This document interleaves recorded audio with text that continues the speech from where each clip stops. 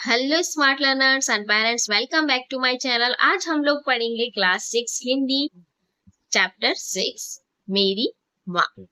ये एक आत्मकथा है। आत्मकथा वो होती है जो हम अपने, जैसे कि मैं अपनी आत्मकथा लिखूं तो उसमें मैं अपने स्वयं के बारे में लिखूंगी, जो बचपन से लेके जो भी मेरे साथ हुआ है मैं अपनी कहानी लिखूंगी, ठीक है। तो उसको बोलते हैं आत्मकथा। अब ये आत्मकथा किसकी है? श्री राम प्रसाद बिस्मिल की, ठीक है। अब हम इसको रीड करते हैं, साथ में जो शब्दार्थ है वो भी समझते जाएंगे। श्री राम प्रसाद बिस्मिल बड़े होनहार नौजवान थे, गजब के शायर थे। शायर कौन होते हैं? जो शायरी करते हैं। देखने में भी बहुत सुंदर थे, योग्य बहुत थे। जानने वाले कहते थे कि यदि किसी और जगह या किसी देश या किसी और समय पैदा हुए होते तो सेना अध्यक्ष बनते। अब जो भी उनके आसपास जो उनको जानते थे वो ये बोलते थे, अगर ये किसी और देश में पैदा हुए होते तो ये सेना अध्यक्ष बनते। यह कहना है हमारे देश के प्रसिद्ध स्वतंत्रता सेनानी भगत सिंह का बिस्मिल के बारे में। अब भगत बिस्मिल के बारे में ये किसने कहा? ये प्रश्न पहला बनता है कि किसी और देश या और समय में पैदा हुए होते तो ये सेनाध्यक्ष बनते। तो ये किसने कहा? भगत सिंह के। तो ये कहानी आप रिलेट कर सकती है। कहानी कब की है? जब भगत सिंह थे, हमारा देश आजाद नहीं हुआ था, उस समय ये राम प्रसाद बिस्मिल थे और उनकी ये आत्मकथा है। राम प्रसाद बिस्मिल का जन्म जब हुआ, उस समय भारत पर अंग्रेजों का आधिपत्य था। आधिपत्य क्या होता है? एक तरह से अंग्रेजों की हुकूमत चल रही थी और उनका अधिकार था, ठीक है। बिस्मिल छोटी सी आयु से ही भारत की स्वतंत्रता के लिए अंग्रेजों से लड़ते रहे। तो छोटी सी आयु से उन्होंने लड़ना शुरू कर दिया था। अंग्रेजों ने उन्हें जेल भेज दिया और फांसी की सजा दे दी। जेल में भी उन्होंने अंग्रेजों के अनेक अत्याचार सहे। क्या सहे? अत्याचार। किसके? अंग्रेजों के। जेल में रहते रहते ही उन्होंने चोरी छिपे अपनी आत्मकथा लिखी। देखिए, अंग्रेज जो थे ना, अपनी कथा भी नहीं लिखने देते थे, मतलब कुछ भी लिख के बाहर नहीं भेजने देते थे। ओके, तो अंग्रेजों से बचाते जेल से बाहर भेजते रहे। उनके साथियों ने उसे प्रकाशित भी करवा दिया, मतलब प्रिंटिंग प्रेस में छपवा दिया, ठीक है। इसका नाम रखा गया निज जीवन की एक छटा। ये इनकी आत्मकथा का नाम है। आप लोग लाइब्रेरी में या फिर इंटरनेट पे सर्च करना। जो हम चैप्टर पढ़ रहे हैं वो तो सिर्फ कुछ पेजेस हैं, ठीक है, कुछ वाक्यांश है उनके आत्मकथा के। उनकी आत्मकथा काफी बड़ी है, पढ़ना आप लोग। इस पुस्तक ने अंग्रेजों के होश उड़ा दिए। लोगों में अंग्रेजों के विरोध क्रोध और बढ़ गया। इस तरह इस आत्मकथा के कारण अंग्रेज बिस्मिल को फांसी देने के बाद भी उन्हें हरा ना सके। तो देखिए, अंग्रेजों ने बिस्मिल को क्या दे दी? फांसी दे दी। लेकिन उनकी जो आत्मकथा थी ना, वो लोगों के बीच जिंदा रही, जिससे वजह से अंग्रेज उन्हें फांसी तो दे दी लेकिन उनको मिटा नहीं सके। चलिए, इस आत्मकथा के माध्यम से आज भी बिस्मिल हमारे मस्तिष्क में जीवित है। आज भी यह आत्मकथा लोगों को प्रेरित करती है। क्या आप भी अपनी आत्मकथा को पढ़ना चाहते हैं? उनकी आत्मकथा को अपनी में क्या कहा? हाँ, तो यह प्रस्तुत है उसी आत्मकथा का एक अंश। एक छोटा अंश क्या होता है? एक छोटा सा भाग।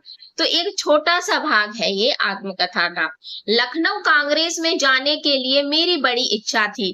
दादी जी और पिताजी तो विरोध करते रहे, किंतु माताजी ने मुझे खर्च दे ही दिया। उसी समय शाहजहांपुर में सेवा समिति का आरंभ हुआ था। मैं बड़े उत्साह के साथ सेवा समिति में सहयोग देता था। पिताजी और दादी जी को मेरे इस प्रकार के कार्य अच्छे न लगते थे। देखिए, इसमें एक शब्द बार बार आ रहा है, वो है मैं। जब मैं अपनी आत्मकथा लिखोगे या आप लोग लिखोगे तो ये बोलोगे मैं वहां पे जा रहा था, ठीक है। तो जो ये शब्द आ रहा है मैं, ये दर्शाता है कि ये क्या है? कोई किसी की कहानी नहीं, आत्मकथा है जो लेखक स्वयं अपने लिए लिख रहा है, ठीक है। तो लखनऊ कांग्रेस क्या है? लखनऊ में कांग्रेस क्या है? एक राजनीतिक संगठन है। जाने के लिए किसकी इच्छा थी? बिस्मिल की इच्छा थी। लेकिन दादी जी और पिताजी विरोध करते थे। विरोध क्या होते थे? असहमति। सहमति नहीं देते थे कि तुम्हें वहां जाना चाहिए, ठीक है, वो असहमति करते थे। किंतु माता जी, लेकिन उनकी माँ क्या है, खर्चा दे देती थी और उनका सहयोग करती थी, ठीक है। चलिए नेक्स्ट है हमारा, उत्साहमिश होता है जोश। जो मुझे लग रहा है जो शब्द बताने चाहिए वो मैं आपको शब्दार्थ के रूप में यहाँ लिख दूंगी, ठीक है।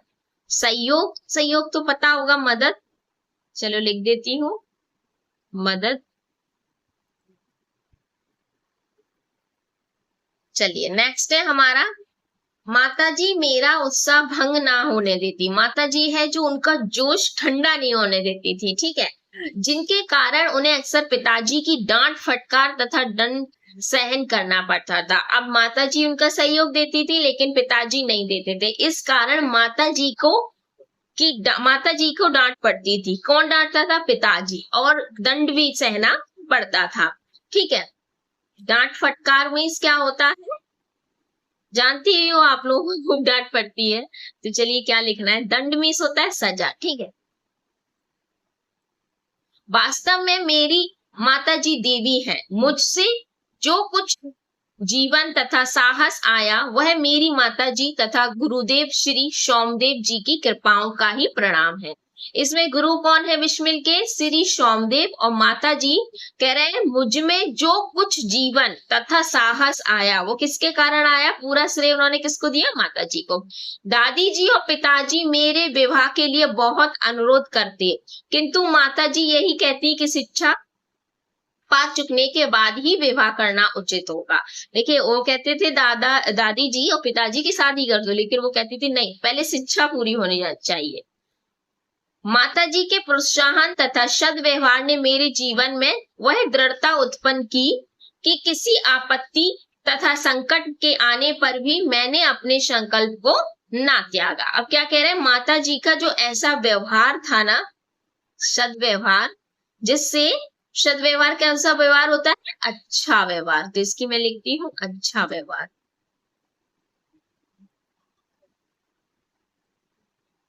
दृढ़ता मीन्स मजबूती,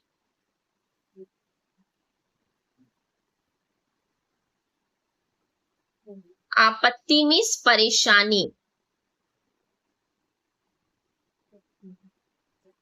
संकट मीन्स मुश्किल,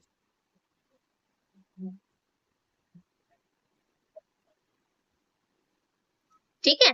अब उन्होंने क्या किया, माता जी ने अच्छे व्यवहार के साथ उनके इस तरह से उनको मजबूत बनाया था कि वो किसी भी संकट समय में क्या है, अपने संकल्प को नहीं त्यागते थे। संकल्प पक्का इरादा, ठीक है। एक समय मेरे पिताजी दीवानी मुकदमे में किसी पर दावा करके वकील से कह गए थे कि जो काम हो वह मुझसे करा ले। अब क्या कर गए, उनके पिताजी क्या थे, मुकदमे लड़ते, तो उनसे उन्होंने बोला कि मैं कहीं बाहर जा रहा हूँ। पिताजी ने बोला, तो पिताजी कह गए थे, जैसे आपकी माँ कहीं जाती तो कहते ना घर का काम देख लेना, या फिर कोई आए तो उसको देख लेना, तो उसी तरह से उनके पिताजी कह गए थे कि कोई भी काम हो मेरा बेटा कर देगा। कुछ आवश्यकता पड़ने पर वकील साहब ने मुझे बुला भेजा और कहा कि मैं पिताजी के हस्ताक्षर वकालतनामे पर कर दूं। उन्होंने क्या बोला, अपने पापा के सिग्नेचर कर दो। गलत है ना। मैंने तुरंत उत्तर दिया कि यह तो धर्म विरुद्ध होगा। धर्म विरुद्ध मतलब धर्म के खिलाफ होगा। दीवानी कहाँ था हम, धर्म विरुद्ध धर्म विरुद्ध होता है धार्मिक सिद्धांतों के खिलाफ, ये वाला धर्म विरुद्ध। इसका मैं मीनिंग लिख रही हूं, धार्मिक सिद्धांतों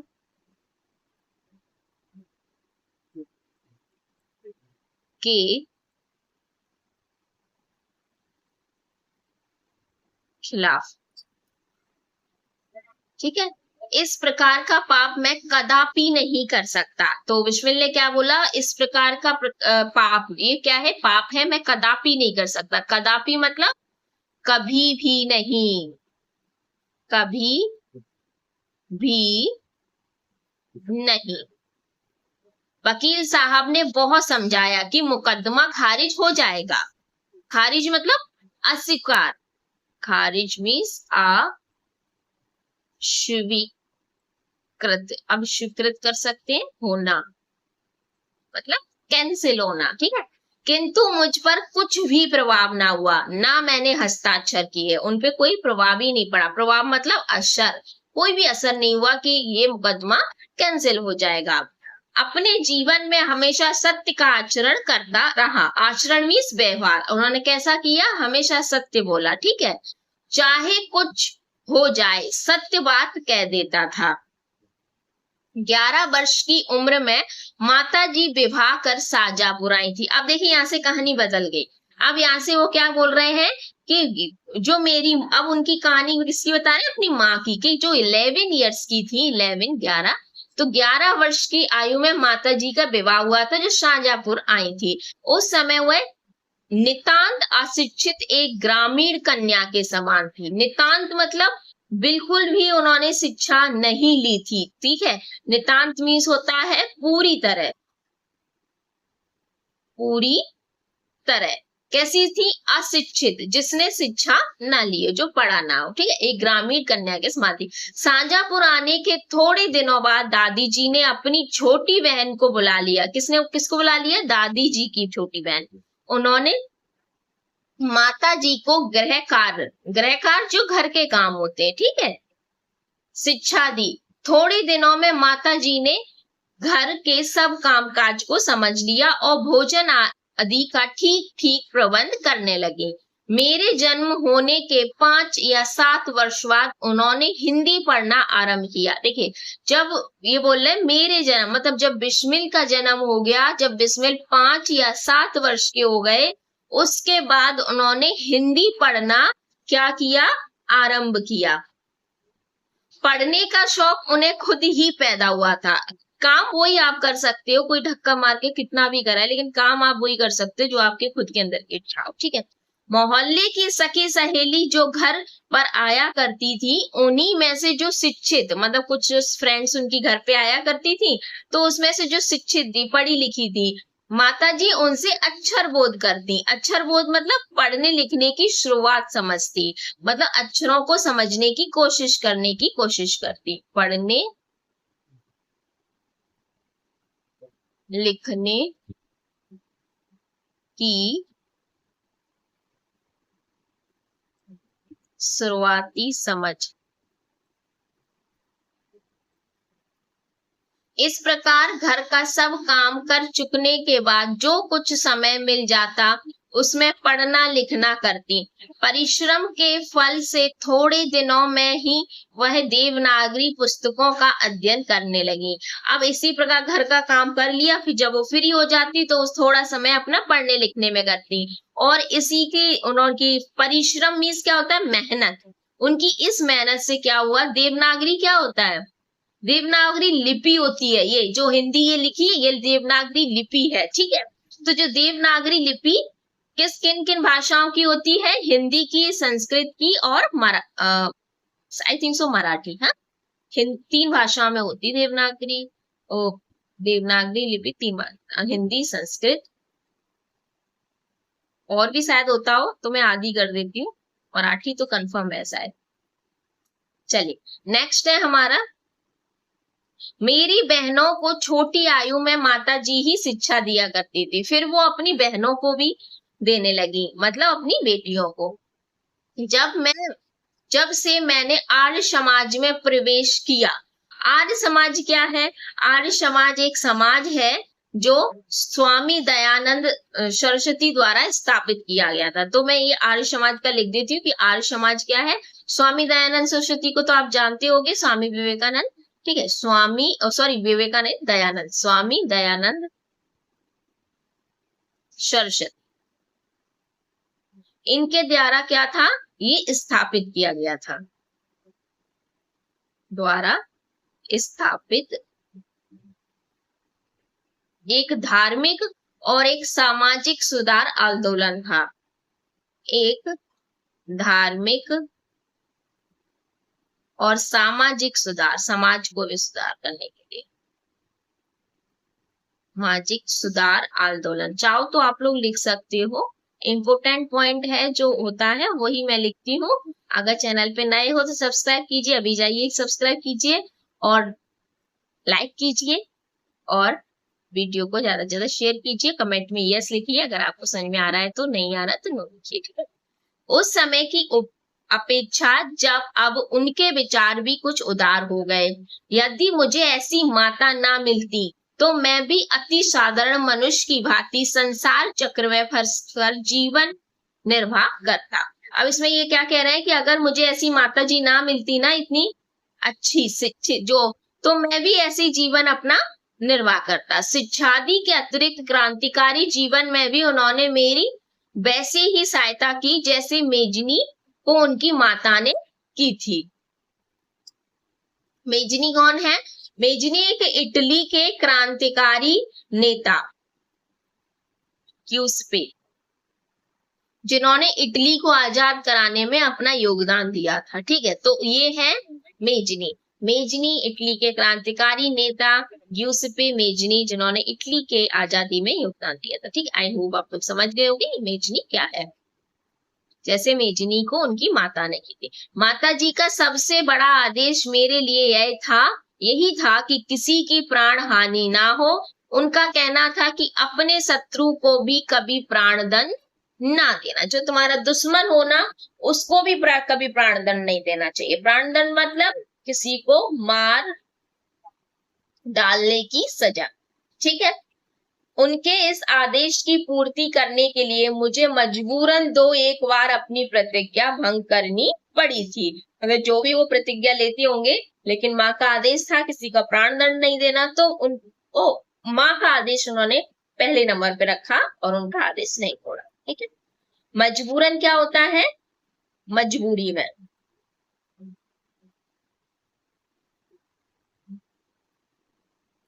प्रतिज्ञा भंग, अपनी कसम तोड़ना।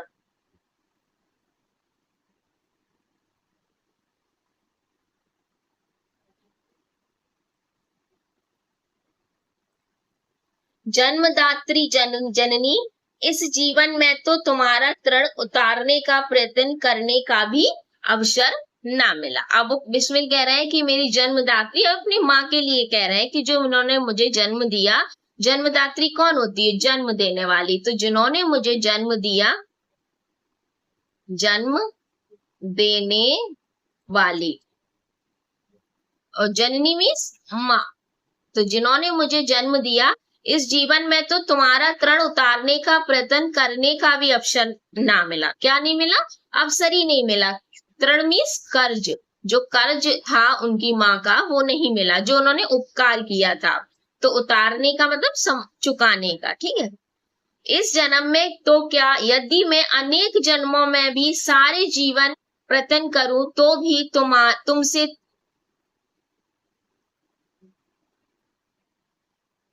उत्तरण, उत्तरण मीन्स होता है कर्ज मुक्त, कर्ज मुक्त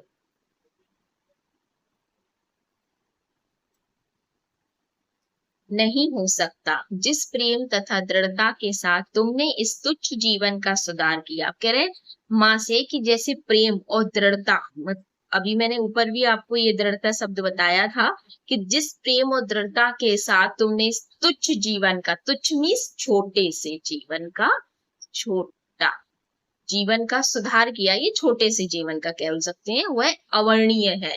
अवर्णीय मतलब जिन्हें शब्दों में व्यक्त नहीं किया जा सकता।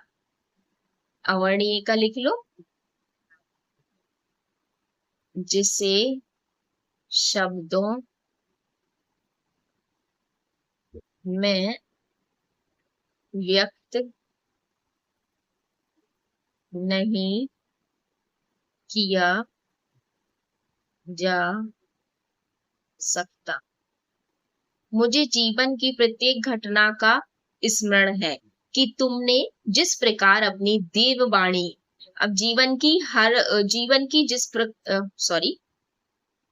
जीवन की प्रत्येक घटना मतलब जीवन की हर एक छोटी घटना, ठीक है। तो स्मरण है, स्मरण मीन्स याद, कि तुमने जिस प्रकार अपनी देववाणी, देववाणी मतलब ज्ञान से भरपूर शब्द, ज्ञान से भरपूर शब्द, का उपदेश देकर मेरा सुधार किया। अब जैसे आप लोग कभी गलत करते तो माँ मम्मी पापा जो आप बोलते हो ना लेक्चर दे रहे हो, लेक्चर नहीं हिंदी में बोला करो उपदेश, ठीक है। तो सीख होती है, वो एक शिक्षा होती है। तुम्हारी दया से ही मैं देश सेवा में संलग्न हो सका। अब बोला है अपनी माँ से, जो बिस्मिल जी हैं वो बोल रहे हैं कि तुम्हारी दया मतलब तुम्हारी कृपा से, जब तक पेरेंट्स में से कोई ना चाहे तब तक आप लोग आगे नहीं बढ़ सकते ना किसी भी फील्ड में। तो उसे बोला है कि तुम्हारी कृपा से देश सेवा में मैं संलग्न, संलग्न मीन्स जुड़ा हुआ हो सका। धार्मिक जीवन में भी तुम्हारी ही प्रोत्साहना ने सहायता दी। प्रोत्साहन मीन्स होता है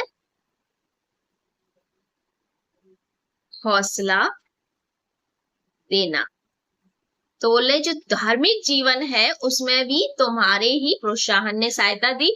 जो कुछ शिक्षा मैंने ग्रहण की उसका भी श्रेय तुम ही को जाता है। अपनी माँ के लिए सारी बातें कह रहा है, ठीक है। जिस मनोहर रूप से तुम मुझे आदेश करती थी उसका स्मरण कर तुम्हारी मंगलमयी मूर्ति का ध्यान आ जाता है। मंगलमयी में कैसी मूर्ति होती? शुभ, पवित्र, ठीक है, मंगलमयी का होता है। और श्रेय, श्रेय का क्या होगा? श्रेय, श्रेय का होगा सम्मान, ठीक है। मूर्ति मीन्स छवि, जब हम किसी को याद करते तो उसकी छवि याद आती है ना। और मस्तिष्क, मस्तिष्क, मस्तिष्क मीन्स सिर, मस्तिष्क झुक जाता है मतलब सिर झुक जाता है, सिर झुकना।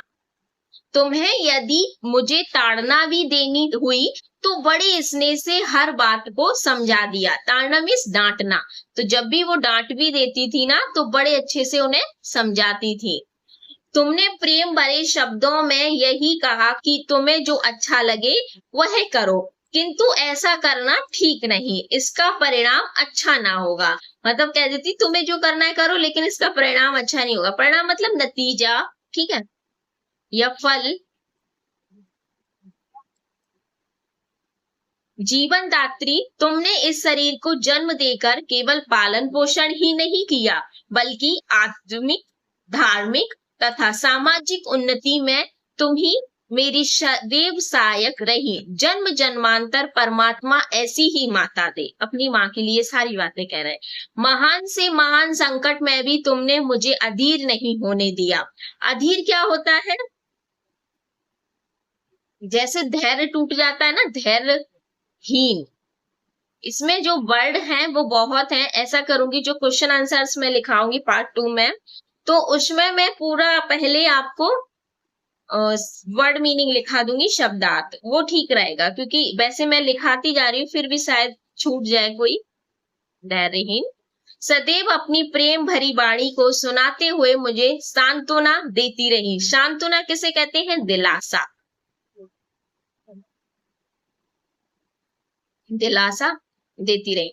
तुम्हारी दया की छाया में मैंने अपने जीवन भर में कोई कष्ट अनुभव ना किया। इस संसार में मेरी किसी भी भोग विलास तथा ऐश्वर्य की इच्छा नहीं है। भोग विलास ऐश्वर्य क्या होता है? मतलब कि ऐसो आराम। भोग विलास होता है ऐसो आराम, बढ़िया से अच्छा घर हो, अच्छा खाना हो, ये सब ऐशो आराम होता है, ठीक है। और ऐश्वर्य, ऐश्वर्य मीन्स होता है धन संपत्ति, धन संपत्ति।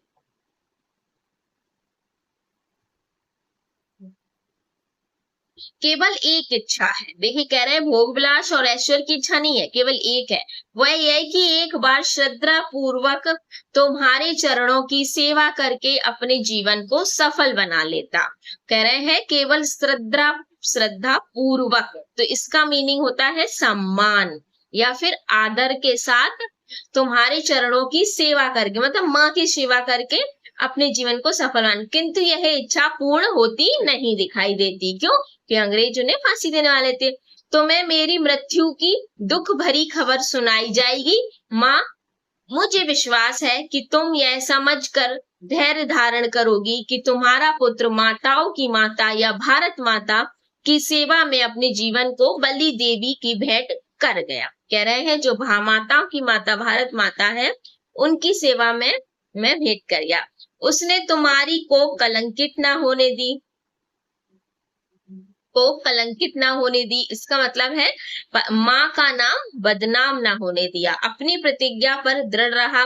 जब स्वाधीन भारत का इतिहास लिखा जाएगा तो उसके किसी पृष्ठ पर उज्जवल अक्षरों में तुम्हारा भी नाम लिखा जाएगा। गुरु गोविंद सिंह की धर्म पत्नी ने जब अपने पुत्रों की मृत्यु की खबर सुनी तो बहुत प्रसन्न हुई थी। गुरु गोविंद सिंह कौन है? गुरु गोविंद जो सिख संप्रदाय है उसके गुरु थे, सिखों के 10वें नंबर के गुरु थे वो, ठीक है। तो उनकी जब धर्मपत्नी को उनके पुत्रों की खबर सुनाई गई थी तो वो रोई नहीं थी, प्रसन्न हुई थी और गुरु के नाम पर धर्म रक्षार्थ अपने पुत्रों के बलिदान पर मिठाई बांटी थी। जन्मदात्री वर दो की अंतिम समय भी मेरा हृदय किसी प्रकार विचलित ना हो और तुम्हारे चरण कमलों को प्रणाम कर मैं परमात्मा का स्मरण करता हुआ शरीर त्याग करूं। ये उन्होंने राम प्रसाद बिस्मिल की आत्मकथा का एक छोटा सा अंश है। चलिए ये है राम प्रसाद बिस्मिल, आप देख सकते हैं फोटो में। लेखक से परिचय। भारत के स्वतंत्रता संग्राम में अनेक क्रांतिकारी वीरों ने अपना बलिदान दिया। सरफरोशी की तमन्ना जैसे तराना लिखने वाले राम प्रसाद बिस्मिल। तो राम प्रसाद आपने 15 अगस्त या फिर 26 जनवरी काफी गाना सुना होगा, सरफरोशी की तमन्ना अब हमारे दिल में है, देखना है जोर कितना बाजुओं का दिल में। तो ये राम प्रसाद बिस्मिल ने ही लिखा है, ठीक है। उन्हें क्रांतिकारियों में से एक थे। मात्र 30 वर्ष की आयु में अंग्रेज सरकार द्वारा उन्हें फांसी पर लटका दिया गया था।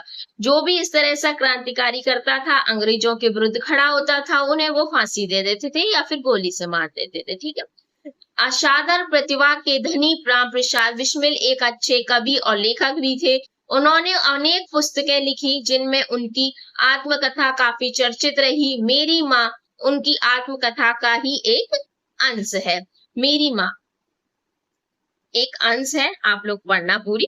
ये यहाँ से प्रश्न उत्तर हम लोग कर चुके हैं पार्ट 2 में, ठीक है। ये पार्ट 1 था। चलिए अब मिलते हैं नेक्स्ट चैप्टर। जलाते रहो, तब तक के लिए कमेंट में यस लिखिए, लाइक कीजिए, सब्सक्राइब कीजिए। Bye bye.